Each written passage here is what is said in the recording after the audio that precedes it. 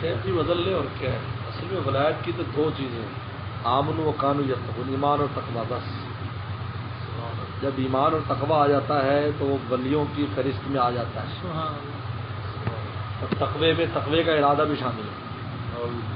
اگر تقوی کا ارادہ کر لے کہ میں نے تقوی سے رہنا ہے اور گناہ سے میں بچوں گا, اور پھر اس سے خطا ہو جائے تو توبہ کر لیتا ہے, تو وہ ولیوں میں شامل ہے. اب ولایت کے درجات ہیں. جیسا ڈاکٹر تو بن جاتا ہے MBBS کرنے بعد, اب اس کے درجات ہیں. وہ مزید محنت کرتا ہے, 1 ڈگری لیتا ہے, 2 ڈگری لیتا ہے, 3 لیتا ہے, اسپیشلسٹ تجربہ وغیرہ وغیرہ وغیرہ, اس سے اس کی درجے بلند ہوتے رہتے ہیں. اس لیے تو ولایت میں قطب, ابدال, غوث, یہ سارے مرتبے کیوں رکھے ہیں؟ تو سارے ولی, اس میں درجات ہیں. لیکن ایمان اور تقویٰ دو ہی چیزیں ہیں. اگر گناہ سے بچ رہا ہے, بچنے کی کوشش کر رہا ہے, ہو جائے فوراً توبہ کرتا ہے. میرے شیخ نے فرمایا تقوی کی مثال ایسے جیسے باوضو رہنا, کہ وضو ٹوٹے تو فوراً کر لیتا ہے, تو تقویٰ ٹوٹے فوراً توبہ کر لیتا ہے. یہ متقی ہے. ایمان اور تقویٰ ولایت کی وہ ہے.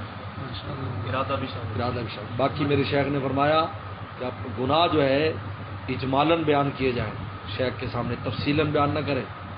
میں یوں کیا تو نہیں کیتا, تو نہیں کوتا, بھروس ہوتا ہے کیتا تو بلا. اور خواتین پر تو سخت منع ہے. میرے شیخ نے, خاتون نے لکھا کہ میں موجود تھا وہاں, کہ الحمدللہ حضرت شیخ فرماتے تھے مولانا سے کوئی چیز ہم راز نہیں رکھتے, ہمیں ان پر اعتماد ہے. اولاد کی طرف فرماتے تھے کہ یہ اور مظہر دونوں بھائی ہیں, ایک 19 اور ایک 20 ہے. الحمدللہ کبھی خلوت کراتے تو مجھے باہر نہیں جانے دیتے تھے, آپ بیٹھو باقی سب چلے جاتے, مشورہ کرتا. تو حضرت نے خط پڑھا تو حضرت نے انہوں نے لکھا کہ مجھے اتنا فائدہ ہوا کہ میں اپنے ٹکڑے کر کے آپ کے قدموں پہ نچھاور کرتا. تو حضرت نے لکھا خبردار دوبارہ یہ بات نہ لکھنا, شیخ بھی انسان ہوتا ہے. تو آپ اگر نعوذ باللہ اگر خاتون اپنا کوئی اس قسم کے قصے بیان کرے تو بتاؤ تو وہ شیخ کیسے اپنے آپ کو سنبھالے گا. اس لیے بس اتنا کہہ دے نالیکی ہوتی ہے, نالیک ہو یا یہ ہے, بس اجمالاً. اور جب توبہ طائب ہو جائے تو اس لیے گناہوں کو یاد کرنے کی بھی اجازت نہیں ہے. میرے شیخ سے کسی نے کہا میں گناہوں کو یاد اس لیے کرتا کہ مجھے رونا ہے, تو فرمایا کہ خدا کو یاد کرو, گناہ یاد کرنے کی چیز ہے. جب تم نے معافی مانگ لی تو ختم ہو گیا. اب کیوں پیچھے کھولتے؟ جب اللہ نے ختم کر دیا تو اب تم کیوں کھولتے ہو پچھلے والا کچا چکا؟ ویسے اپنے آپ کو گناہ گار سمجھو, سب کچھ کر کے بھی گناہ گار ہے. رسول اللہ نماز پڑھ کے فرماتے ہیں استغفر اللہ استغفر اللہ استغفر اللہ, تو ہم کیا ہیں؟ ویسے اپنے آپ کو گناہ گار سمجھو. لیکن تفصیلات کی اجازت نہیں ہے. یہ مشائخ کس میں اللہ کا بہت بہت شکر کرتا ہوں کروڑ بار کہ میں نے حضرت سے فن سیکھا ہے. ٹھیک ہے, ہمیں اس درجے کی چیز تو نہیں ہمیں ملی جو ملنی چاہیے تھی, لیکن ہم نے فن سیکھا ہے کہ فن کیا ہے. اور شیخ فرماتے تھے حضرت تھانوی کے حوالے سے کہ شیخ کو فن آنا چاہیے تاکہ وہ آپ کا علاج کر سکے. شیخ نے فرمایا اگر ایک ڈاکٹر بہت نیک ہے, تہجد گزار ہے, لیکن ماہر فن نہیں ہے, تمہیں موت کے منہ میں دھکیل دے گا. اس کی ولایت اور اس کی ڈاکٹر کی نیکی تمہارے کام آنے والی نہیں ہے. اس کے پاس چلے جاؤ جو کم نیک ہے لیکن ماہر ہو. فرمایا شیخ بہت بڑا ولی اللہ نہ ہو لیکن ماہر فن ہو, تمہیں نفس کی اور شیطان کی اس سے بچا کر اللہ کے دربار میں پہنچا دے. عجیب ہے.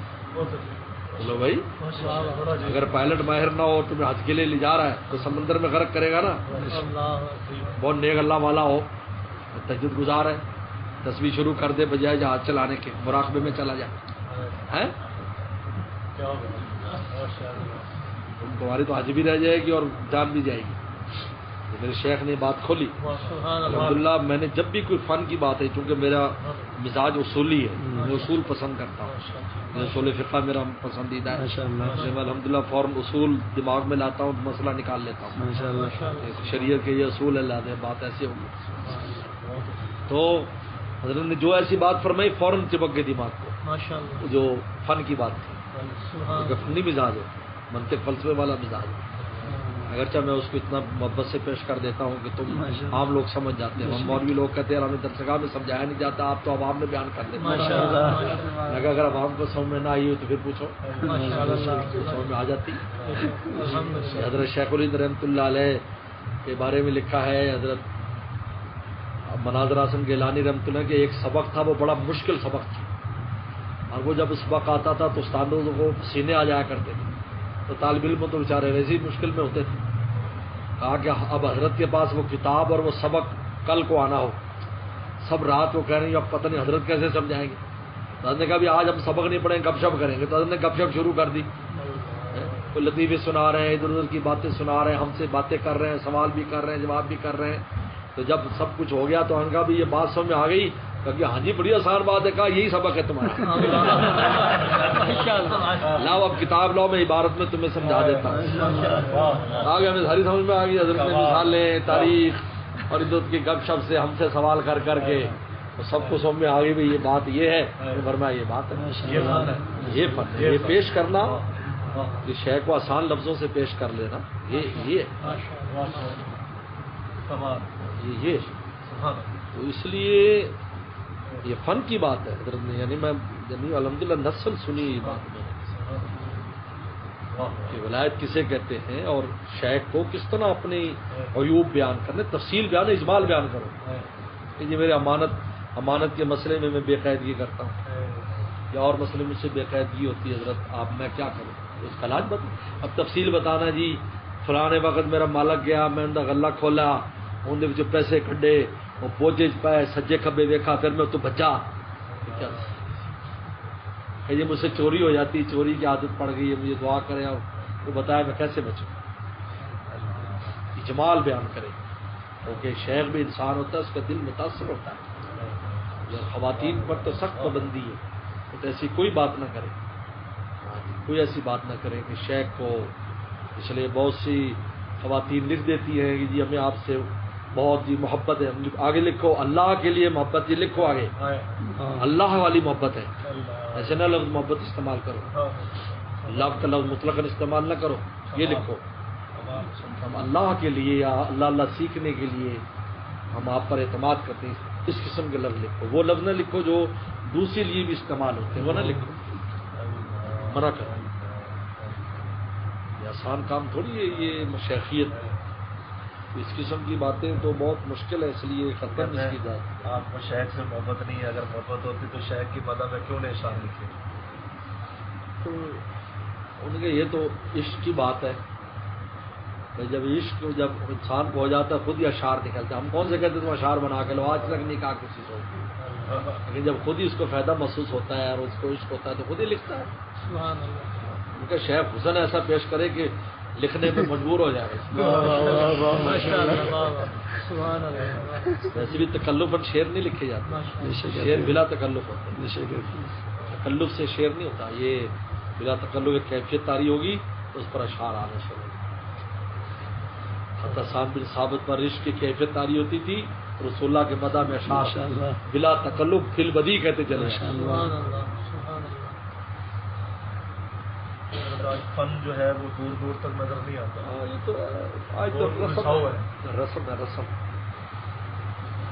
اس لیے میں تو شکر کرتا ہوں اللہ نے ایسے شیخ کی ہمیں جوتیاں اٹھائیں جو خود مجدد بھی تھا، مجتہد بھی تھا، یعنی زمانے کے اعتبار سے ہمیں حل بتایا کہ تم نے کیا کرنا ہے، ہمیں لوگوں میں بھی رکھا، سارے تعلقات میں بھی رکھا اور اس میں تقویٰ میں رہنا سکھایا۔ یہ دکھا تم امریکہ رہتے ہو تو اس میں کس طرح تم تقوی سے رہ سکتے ہو، انگلینڈ رہتے تو کیسے رہتے، پاکستان میں رہتے تو کیسے، یہ سکھایا۔ یہ نہیں کہ منقد ہو کہ مسجد میں حرت پڑے رہو، نہیں، دنیا ہے، دنیا داری کرنی ہے، دنیا میں رہو۔ یہ فرمایا کہ تمہاری چیز پوچھے حضرت خانقاہ، ان کا اگر تم بازار میں تقوی سے ہو تو وہی خانقاہ ہے، دکان پہ تقوی ہو تو وہی خانقاہ ہے، مسجد میں تقوی سے وہی خانقاہ ہے، دفتر میں تقوی سے ہو تو وہی خانقاہ ہے، گھر میں کہا جہاں تم تقوی اور خدا کو یاد کرو گے وہی خانقاہ ہے۔ یہ نہیں ہے کہ خانقاہ آ کر اللہ اللہ کرنی، اللہ تو ہر جگہ ہے بھائی، اللہ تو ہر جگہ ہے۔ میرے شیخ کسی ملک جاتے اور کہتے جی فلاں فلیٹ نہیں، میرے فرمایا بھائی یہ ملک بھی تو خدائی کا ہے، یہ انگریزوں کا کسی کا تھوڑی، اللہ کا مالک ہے اس کے، تو ان کو یہ بسر ہے تو کیا ہوا، انسان کی زمینوں پر کتے بلے آرام چیزیں بھی بستی ہیں، کوئی بات نہیں، ہے تو مالک اللہ اور ہم اللہ کے ہیں، ہمارے ہی ہے، تھوڑی ہمارے ہی، چلو اللہ اللہ کرو، نہیں یہ 2 دن اور اللہ اللہ کرے۔ کیسا نظریہ پیش جی جی اس لیے دنیا کی ساری زمینوں سے انسان کو پیار ہو جاتا ہے. یہ اللہ کی زمین ہے بھائی. اور اللہ خود فرماتا نانو نریس ہوا ایک دن آئے گا کہ ہم ہی وارث ہوں گے. اللہ کی ہے تو وارث بن گے نا. یرث عباد الصالحون میرے نیک بندے وارث ہوں گے ماشاءاللہ. مکہ میں کیا تھا؟ بت تھے نا. بت تھے یا نہیں مکہ میں؟ ہیں خانہ کعبہ کے اندر. پھر کیا ہوا؟ یرث عباد الصالحون رسول اللہ کا جھنڈا لہرایا. جی